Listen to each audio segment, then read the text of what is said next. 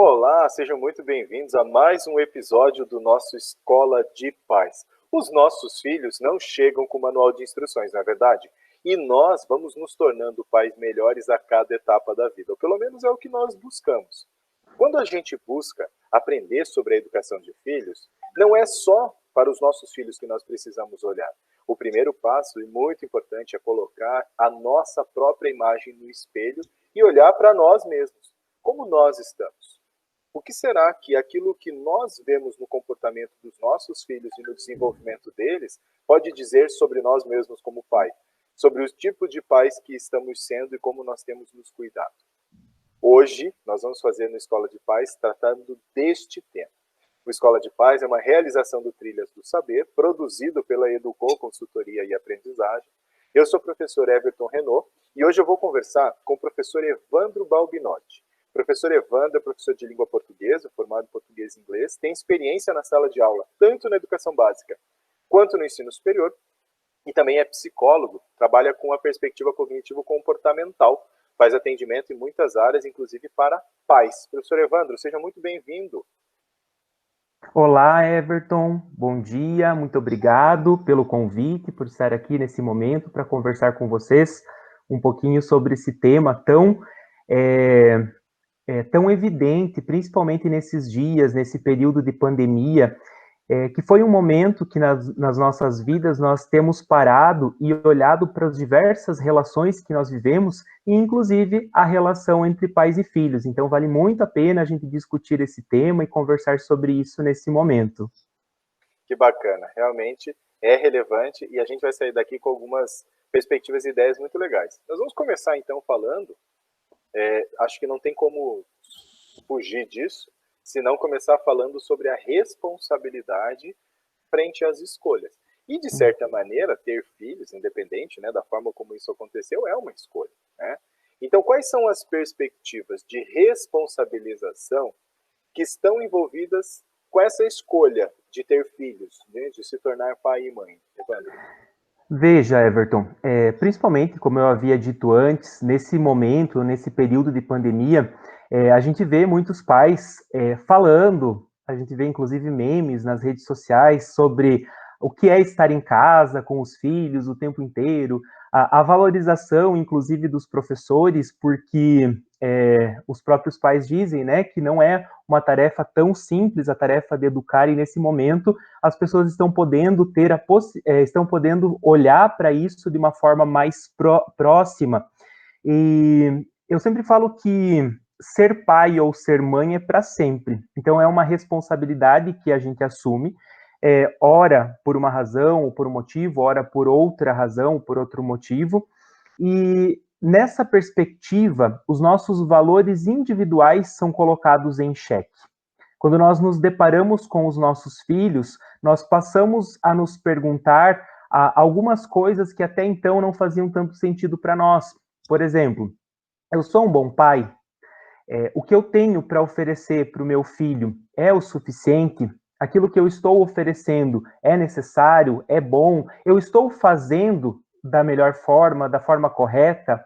O jeito que eu estou fazendo é algo que deu certo para outras pessoas? Será que dá certo para mim também? Então, é por isso que a gente precisa sempre ter um olhar nessa responsabilização, que as pessoas são únicas e que os nossos filhos também são únicos, e é por isso que cada um deles demanda um olhar diferente, demanda necessidades diferentes, e que vêm de nós também, e que são apresentados por nós e que são trazidos por nós para esses filhos, que serão nossos a vida inteira. E por isso que essa responsabilização do cuidado, não somente com a educação, mas também o cuidado com a social, o cuidado financeiro, o cuidado afetivo que a gente oferece para os nossos filhos, eles são cobrados de nós todos os dias. Sem dúvida. E como é que a gente faz para a gente saber se está assumindo essa responsabilidade que é cobrada de nós? Uhum. A primeira questão é a aceitação dos papéis. É a inclusão de um repertório de pai e mãe na nossa vida, porque às vezes eu converso com alguns pais que tornaram-se pais e que não mudaram a sua vida a partir de então. E essas mudanças, elas precisam ser entendidas também como um processo natural, como um processo novo na vida das pessoas, fazendo com que a gente aceite essa ideia da paternidade, da maternidade, e que a gente viva efetivamente essa ideia da paternidade e da maternidade. Então, por isso que assumir essa responsabilidade sobretudo, nós olharmos para o nosso papel de pai e de mãe e também nos questionarmos, também colocarmos em xeque a ideia de, sim, eu sou pai, e agora, o que eu faço com isso? E agora, como que eu lido com isso? Isso é o primeiro passo para assumir essa responsabilidade, até porque nós, enquanto pais, somos os adultos da relação. Então, é nossa função estabelecer essa ideia de mostrar alguns caminhos para os nossos filhos. Interessante essa perspectiva, né, de aceitar ou de assumir efetivamente esse papel, e exige uma maturidade tão importante da nossa parte, né, especialmente dizer isso, o adulto dessa relação sou eu, porque ela exige muitas coisas, né? E tem uma outra exigência importante desse processo, que é a exigência de flexibilização, né? Você falou agora na sua colocação sobre as mudanças. São tantas mudanças que ocorrem com os filhos, com a gente, com a sociedade. E agora, nessa época que a gente está vivendo de pandemia, e, bom, um semestre inteiro do nosso ano que teve suas transformações, ele provou que é necessário mudança no dia a dia, que é necessário ter flexibilidade. Mas aí eu te pergunto duas coisas com relação à flexibilidade, assim. Como é que é importante a gente ter essa flexibilização com os filhos na criação? E se a gente tem uma flexibilização na criação, como é que essa construção de flexibilidade ela não vai afetar, de repente, uma autoridade, descaracterizando a autoridade do pai e da mãe? Então, Everton, veja bem, flexibilização é uma coisa que a gente precisa ter a vida inteira em todos os aspectos que a gente vive, sobretudo na criação dos nossos filhos. A flexibilização está associada à ideia de você poder fazer coisas diferentes com o contexto que lhe é apresentado. Porque às vezes eu vejo pais com filhos de idades muito próximas e aí algumas comparações são estabelecidas. Ah, mas um filho é assim e o outro é assado, eles são muito diferentes, mas eu criei-os da mesma forma. Então, isso é flexibilização, é você perceber, sobretudo, que a forma como você educa os filhos também é diferente, porque os tempos são outros, as condições que a sociedade nos apresenta e que a vida propriamente nos apresenta são diferentes em cada momento, em cada contexto. Então, primeiro de tudo é você pensar que nunca vai ser igual, a gente precisa ser flexível e perceber que o mundo está mudando, que as crianças estão mudando e que tudo muda, né? Dia após dia e com uma velocidade muito intensa. Então, essa é a primeira ideia da flexibilização. E a flexibilização e a autoridade são papéis diferentes que vão acontecendo na vida da gente, porque a autoridade não desqualifica a flexibilização. O que acontece é que coisas que eu permitia há um tempo atrás, hoje eu não posso mais permitir, ou vice-versa, devido ou dadas as circunstâncias, dados os fatores ambientais também que mudam, a questão da idade, a questão da própria sociedade ou do que a sociedade requer da gente enquanto pais e responsáveis. Então, por isso que a nossa autoridade ela vai mudando com o passar do tempo e de acordo com as demandas que vão acontecendo. É por isso que eu volto àquilo que a gente falava antes, né, da gente assumir essa responsabilidade de perceber cada vez mais as necessidades que os nossos filhos vão tendo, as necessidades que a própria família, o próprio núcleo familiar também vai tendo e vai recebendo com o passar do tempo.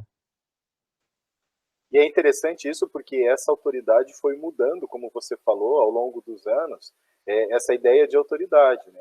E, inclusive, alguns pais que hoje falam que não tem mais controle sobre os filhos. Essa ideia de que ter autoridade é controlar, é eu dizer e vai ser dessa forma, né?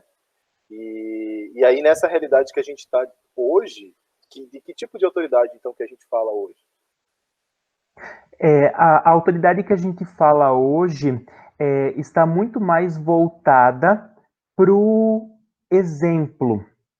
Eu gosto de falar de autoridade e associar ao exemplo, porque é muito difícil a gente ser exemplo, concorda? Principalmente ser exemplo para os nossos filhos, porque nota-se, na maioria dos casos, os filhos são as partes mais importantes da vida das pessoas, e é muito difícil a gente, às vezes, olhar para isso e pensar, poxa, eu sou o exemplo para essa criança, essa criança vive uma vida com mais sentido a partir do que eu posso mostrar para ela.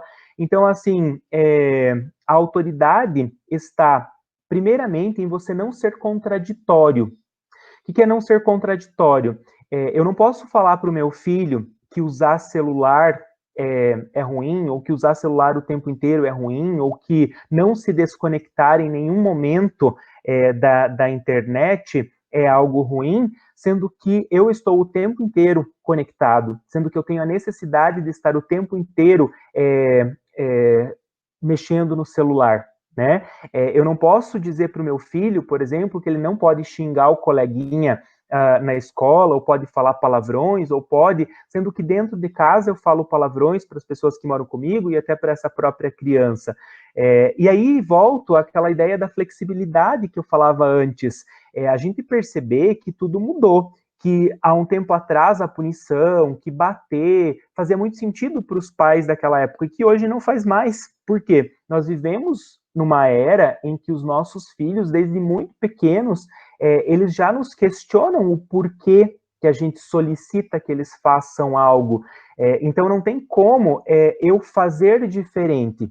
Só que diferente daquilo que eu prego, ou daquilo que eu falo, ou daquilo que eu entendo que seja correto. Então, por isso que, quanto mais próximo eu conseguir ser daquilo que eu tento ensinar para os meus filhos, mais autoridade há. A autoridade, Everton, está muito diferente não tem nada a ver com autoritarismo. A autoridade tem a ver com uma voz maior, com uma voz que proporciona aos filhos, que são crianças e que precisam aprender muitas coisas, o aprendizado. A autoridade está associado ao exemplo, ao aprendizado, está associado ao como fazer, ao como desenvolver, e é isso que às vezes as pessoas têm dificuldade de perceber. O quanto que não adianta eu simplesmente querer punir, xingar, enfim, sendo que eu não mostro o caminho que deve ser seguido, eu não mostro o como fazer. Eles são crianças, e voltando ainda lá para a primeira pergunta, né? Nós somos responsáveis por essas crianças, então é nosso papel também mostrar para eles quais são os caminhos que podem ser seguidos e que devem ser seguidos e que fazem sentido no nosso mundo de hoje. Quer dizer, isso tudo está completamente relacionado e faz muito sentido a gente pensar sobre esse papel de responsabilidade e essa autoridade que se constrói a partir do exemplo, a partir daquilo que a gente oferece da nossa vivência para que seja vivenciado pelos nossos filhos. E, puxa, isso é uma coisa que chama muito atenção e com certeza vai chamar muita atenção dos pais que estão nos acompanhando, porque é extremamente incômodo, né? Ele nos tira da nossa zona de conforto, dá um chacoalhão e fala assim, cara, tem algo em você, pai e mãe, que precisa ser mexido. E aí, assim, quando a gente fala, tá bom, entendi, e aí como é que eu coloco isso em prática? O que você tem a nos dizer, assim? Quais são as colocações? Isso. Então, primeiro de tudo, Everton, é importante uma autoridade assertiva. O que é você ser assertivo? É você mostrar como se faz de uma forma moderna, de uma forma atual, sem comparações entre os outros filhos, ou entre como era no teu tempo, né? Alguns pais têm um tom muito nostálgico, porque na minha época não era assim, porque, na tua época já passou. Nós estamos vivendo outra era, outro momento, outro período da nossa vida. Então, por isso que a autoridade, ela precisa ser assertiva, ela precisa fazer sentido para a criança, precisa estar muito relacionada também com o contexto que essa criança vive.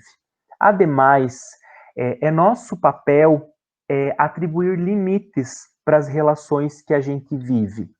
Atribuir limites significa que nós precisamos dizer para os nossos filhos o que eles podem e o que eles não podem fazer. Para fazer isso, a gente precisa pensar no nosso tom de voz, a gente precisa pensar que não adianta gritar, não adianta querer falar mais alto, não adianta, porque se não fizer sentido para a criança, se ela não perceber a importância do fazer aquilo que você propõe para a criança, ela não vai fazer simplesmente porque você quer, né? Eu vejo hoje uma carência muito grande por parte das crianças, principalmente, porque em função da contemporaneidade também, não é uma culpa dos pais, mas eu vejo que os pais não têm estado tão próximos dos seus filhos, ou têm terceirizado muito a educação dos seus filhos, levado para muitas atividades, para escola, para aula de inglês, para aula de dança, para balé, enfim, para um monte de coisas, e o contato interpessoal entre a criança e os pais tem ficado muito restrito, sabe? Pensando nisso, é que eu vejo que não está na quantidade de tempo que fica com essa criança, mas a qualidade da atenção que se dá a essa criança. Porque, veja, eu posso passar um dia inteiro com o meu filho, entretanto, eu passei o dia inteiro no celular e eu não observei nada que ele fez, ou ele fez um monte de coisa para chamar a minha atenção, porque sim, eles querem a nossa atenção, né?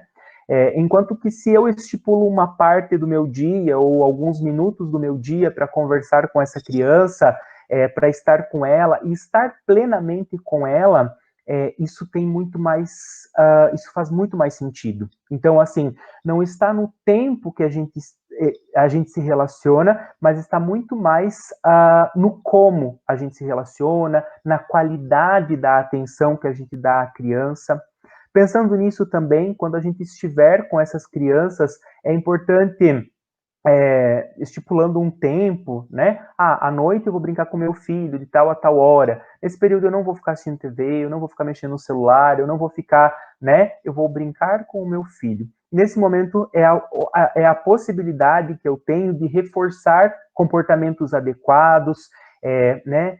Parabenizá-los por aquilo que eles fazem de uma forma correta, né? Além disso, os comportamentos inadequados não precisam ser punidos, mas eles podem simplesmente ser ignorados, porque a criança é muito esperta e ela vai entender que quando ela tiver o seu comportamento, algum comportamento ignorado pelos pais, que é a figura de amor que existe nessa relação, eles vão simplesmente mudar os seus comportamentos e vão passar a repetir os comportamentos que são adequados e que são reforçados também. É muito importante, Everton, estipular ordens, prazos, períodos, atividades para que as crianças façam, né? É claro que precisa ter, ao fazer isso, ordens que sejam simples, claras, objetivas.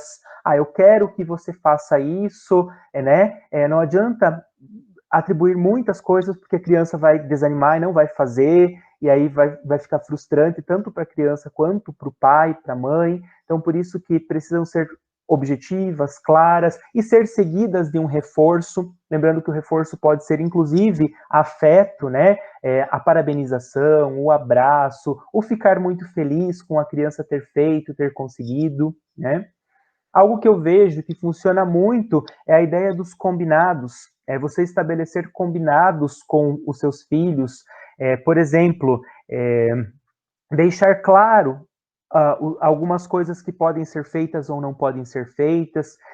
Deixar claro que sempre que a gente combina, a gente precisa cumprir. Então, eu não posso combinar com meu filho que eu vou sair passear com ele e eu desmarcar esse combinado, porque ele vai entender que combinar e desmarcar é normal, óbvio, né? Se houver uma situação bastante específica, isso pode acontecer, mas é muito forte para a criança o quanto que aquilo que se combina e que se estabelece é algo que deve ser cumprido.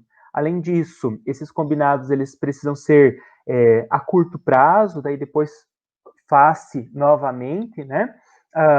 Outros combinados, enfim, assim vai, né? E que o comportamento dos filhos, ele depende de várias variáveis.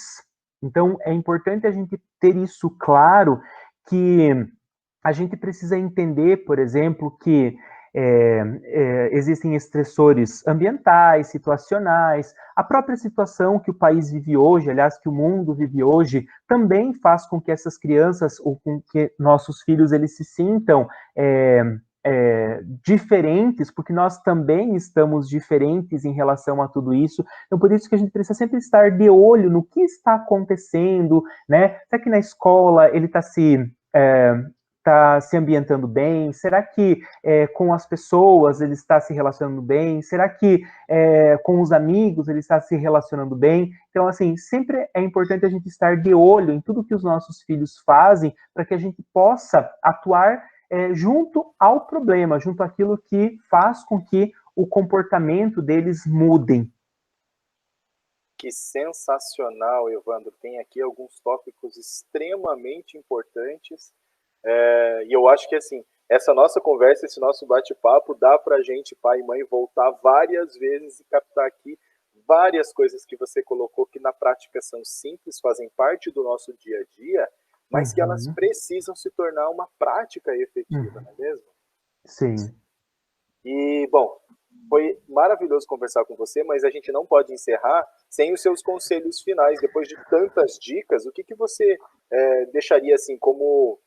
Tá, vamos colocar isso na nossa cabeça como principal ideia agora. Então, Everton, eu sei que é um clichê eu dizer que os filhos não vêm com manual de instruções, né? Mas às vezes a gente esquece disso e a gente acaba ficando perdido em relação ao que a gente pode fazer, ao como a gente pode fazer, mas, sobretudo, pais, conversem. Conversem sempre. Criem na casa de vocês um espaço de diálogo e comunicação com os seus filhos, com os membros dessa casa também, igual eu falei antes, né? Não adianta você criar um espaço de comunicação com a criança, mas a comunicação entre os outros elementos da casa ser péssima, né?